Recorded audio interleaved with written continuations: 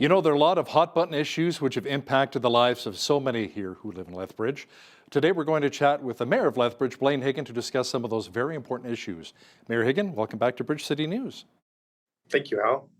Now let's start off talking about the financially struggling Lethbridge and District exhibition. City Council voted to provide some emergency funding in the form of $250,000 an operating grant. Now there's also another $950,000 set aside for more emergency funding. The Lethbridge and District exhibition announced that it has also parted ways with its CEO, Mike Workington, and there's also going to be a new interim board. Quite the shakeup here. What's going on? What happened here? So a lot of changes, and it's something that obviously, as you just mentioned, the board has parted ways with the CAO. They mutually agreed to part ways there, and this is obviously not a city organization, so it's something that we are been sitting on the sidelines, kind of conversing with them, making sure that we're this facility is within our community. So if there's any issues, we would like to know what is happening. And so we have worked with them for quite some time, quite a few months, and I've tried to dig deep into what is exactly happening there. And it's been a struggle. They've had some financial concerns for a while, and in light of COVID and some of the different interest rates and inflation, many things have put them in the situation that they're in today. And this isn't the first time that the city has bailed out the exhibition, correct?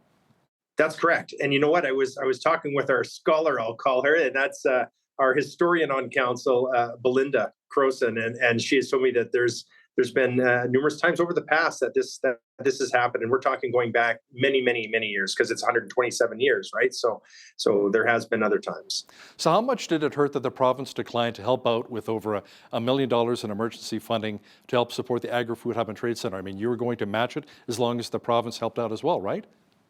Absolutely, and the reason they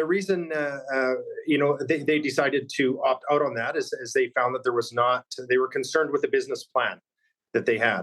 And it was, to be quite honest, it was a concern that we have had as council for quite some time as well, as we're going through these discussions. And so having them mention that, it was similar concerns that we felt. And so when they decided not to fund, that was it wasn't a large surprise. However, we will continue to work with with the province, because they have put $25 million into this, and we want to make sure that we protect or $27 million. I'm sorry. We want to make sure that we protect their asset, and it's their asset as well as ours. And I'm saying, as an asset, they do not own it. There was obviously a grant that went into that house. So, but to put $27 million into it, we've got $25 million. We're also backing about an $18 million loan as well for the exhibition. And, the county has a couple $1 million in there as well. So we're trying to protect those investments into that organization. And so, yeah, it's tough that we've got to where we are today, and nobody wanted to be here. And it's unfortunate, but, it's been a tough few months for sure. Yeah, $77 million facility with the Agri-Food Hub and Trade Center. The expression is, let's build it and they will come. But apparently people were not coming in fast and furious, like a lot of people are anticipating. So, yeah, remains to see what's going to happen there. Blaine, it seems that the city of Lethbridge is not alone when it comes to feeling the financial pinch. The city has been dealing with inflationary pressures and challenging interest rates. Could we potentially maybe see a property tax increase moving forward, or perhaps maybe the city's looking back at cutting back on some services? We do have our 4-year budget in place here, and so we are not looking at a tax increase. And I'm happy to be able to say that. Now, you know what? If there's some emergency thing happens, I don't know. I don't have that crystal ball, but no, we have no intention of a property tax increase, because we do this over a 4-year budget, and that's already been allocated. And we've been, we will continue with that budget that we've already put in place. Now, Lethbridge and a number of other municipalities, including Red Deer and Wood Buffalo, have been putting pressure on the province to decentralize EMS dispatch. Many are still concerned that ambulance wait times are far too long. Where do we stand with that in that relationship with the province and decentralizing? That's a great question, Hal. And I have met with Mayor Gondek from Calgary, as well as other mayors that are within that have similar concerns. And so it's gone deck from Calgary, us from Lethbridge, and we've got Red Deer in there and Wood Buffalo. But Wood Buffalo, we've seen, has now is got their EMS dispatch back, and so which is something that we met here last week to try to figure out exactly what we're going to do if we're going to push forward with that same idea and wanting to get ours back. So it's in the pipe, and you know what? It worked well before. We were sad to see it leave. We were not supportive of seeing it leave. So we will see what that brings going forward. We're going to kind of watch and see what happens with Buffalo and see, how they've with getting theirs back. But it's something that I know our fire and EMS would like to see as well. Can you maybe look at that as a working model to see how successful they are, maybe implementing something similar here in Lethbridge? Absolutely. And they're getting back what they had before. So we know that it works. So they're getting that back, and as we had it as well within our community. So yeah, we'll watch that as moving forward for sure. Now, can you explain to our viewers how the city has been working with the province to try and attract more healthcare professionals, including doctors, to our region here? That's a great question. It's something, and that was going to be one of my answers to what am I so proud about this last year, Hal, and that is one of them. That is something that has made me super excited is the doctor retention as well as the recruitment. I've been told, and I want to verify this, that per capita, Lethbridge has the most new doctors than any community in Canada. I want to verify that because we've got 27 to date. There's 25, and now I just was told last week 2 more, 27 doctors within our community. Would we like to see 50? Absolutely. But I'll tell you what, 27 is quite an improvement from what we had a couple of years back. So it's a strategy that we've been working on for some time. And remember, it's not even our jurisdiction. However, we've worked with Alberta Health Services to make sure that we're a partner with them along the way and helping them as if they have any questions. We did a little bit of a campaign. We had about $15,000 that council put out to be able to help attract doctors to our community. And so working with them has been really important. Something that we hadn't, to be quite honest, done over the years. And so the last couple of years, I meet on a regular basis with Alberta Health Services and with the Chief Zone Officer of the South. And so it's worked really well and partnering together and collaborating together because we're seeing 27 new doctors, which is absolutely fantastic. After my doctor left and he went to the Netherlands and he says, you know what, I'm out of Canada. I've had enough. I'm like, wait, what? And it's been about 2.5, 3 years. Finally, we got a doctor as well who moved here from Nigeria. So I'm pretty excited, and she's been wonderful so far for my family. Now, the province announced details of a new Safer Communities and Neighborhoods, or SCAN unit, to be set up in Lethbridge. You won't have to rely on one from Calgary coming down all the time. How much will this really help to address crime in our city and shutting down the various drug houses? Pushed really hard for that one, Hal. As you're well aware, I'm a person that definitely a mayor that wants to see a safe community, and so this is something that I was a platform that I had during the campaign as well, and it's not just myself, our council, everybody wants to have a safe community, right? And so when working with the provincial government and Minister Ellis, and he had a promise prior to the election that about the SCAN unit. And because we'd bring them down from Calgary if we had issues, and you know what, sometimes that was, you'd get them once a month or every couple months. You didn't have someone that was full-time here, and we had the most calls of any community, and so of our size. So we thought it's important to have that down here. I had the promise prior to the election, and it was definitely a promise made and a promise kept, and I thank Minister Ellis for that, and we look forward to being able to deal with these drug houses within our community, because there has been quite a few, and so being able to have that SCAN unit set up full time in Lethbridge is extremely welcoming. Now, Lethbridge City Council established a cross-functional task force on lawlessness.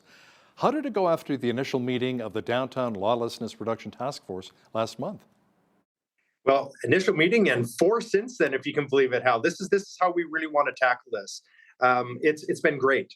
We've got the right players at the table right now. We'll look at expertise outside as well, because we've had some reach out and say, well, hey, how can I be a part of this? But, we started on a group that was pretty focused on emergency services, police, downtown BRZ, city administration, and city council, with myself and acting mayor Middleton Hope being on that committee as well. And like I mentioned, we've had 4 meetings since, and this is something that is, people have approached us from the downtown BRZ and have asked, how can we be part of the solution? You know, many people will be out and they will complain about issues that we have within our community, but to have folks like that come forward and ask how they can be part of the solution, we were excited to be able to set something like this up, and we have worked very well with them to date, and we have the right players at the table. We'll bring in others as needed, but this is going to be, I can honestly say this is something interesting that I looked at my calendar this morning. I actually have more of these lawlessness task force than I have city council meetings booked this year. Wow. So this is the focus, that to make sure that we're diving deep into this and making sure that we have safety within our community. So with some of the meetings which have already taken place here, Mayor, what are some of the biggest concerns heard, and how are we really addressing crime in the downtown core? How are we addressing crime? Well, you know, one of the things that we had done last year, we put in place, and was the encampment strategy. So council put together some dollars, I guess, if you will, and connected with our administration to go out and find a way to deal with the encampments that we had within our community. They got out of control, and this wasn't just our community. Many communities had this concern. We decided to hop on this as quickly as we could, directed administration to not only remove the encampments, but to offer the support that many need within our community. So it wasn't just dismantling somebody's home as a tent would be for many, but it was also to make sure that we put these folks in communication with the social service providers in our community, and that has worked extremely well. I'm really happy with the results of that, and we'll continue moving forward with that strategy. Now, the province says it's investing about $1 million in our city to help provide 50 extra shelter spaces to help our most vulnerable during the cold winter months which are coming. Let's talk about the importance of that kind of initiative, Mayor. Absolutely. This is extremely exciting. Again, going back a couple of years, I attended an addictions conference, and this was a topic of conversation that this government was looking at doing this. And we now have one has opened up just outside of our community. And this is, and we've got actually more. We've got Streets Alive is doing some work too with some of the housing, as well as we do have a recovery facility just outside our community.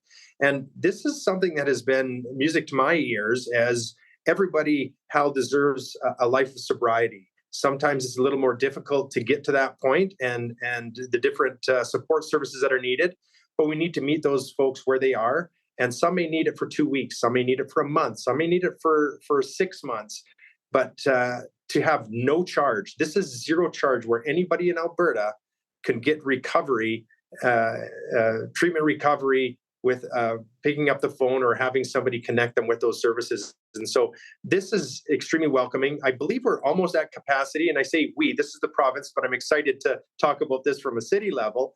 Is they bring kind of a cohort, a group of 12, I believe they started with, and they'll add another 6 or 7, and up to that point of 50.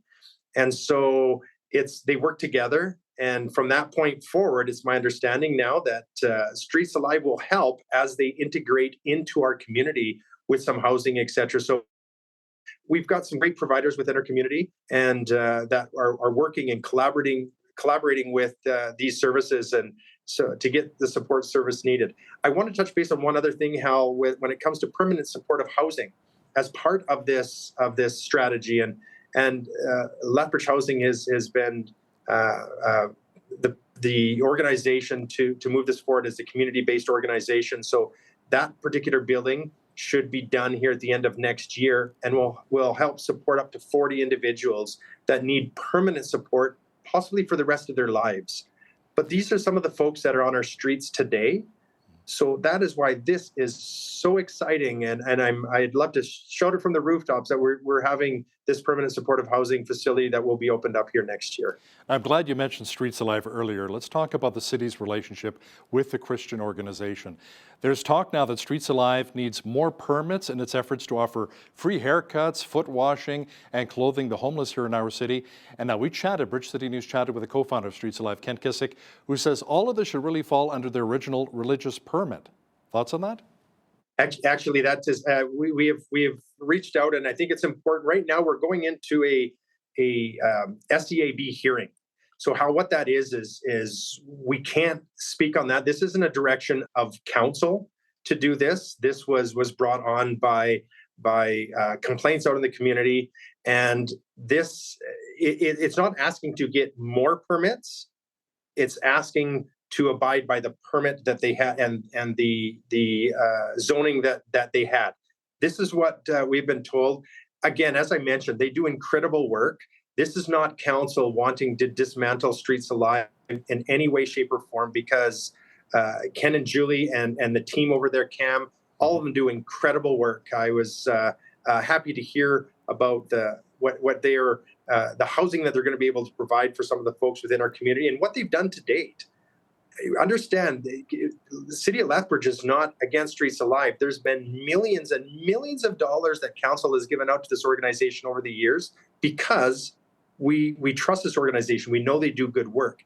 This was brought on by some other businesses and that were struggling with some of the activity that was happening around their location. So up to including, we have given now, and I'm saying city has given, so this is up to August of next year to come in compliance with what should already have been in place. And so we're working with, and I say we when I said we're not part of this, we're part of trying to help in the solution, and by working together with Streets Alive. So not us that is pushing this forward. However, there are businesses that are struggling with some of the activity there.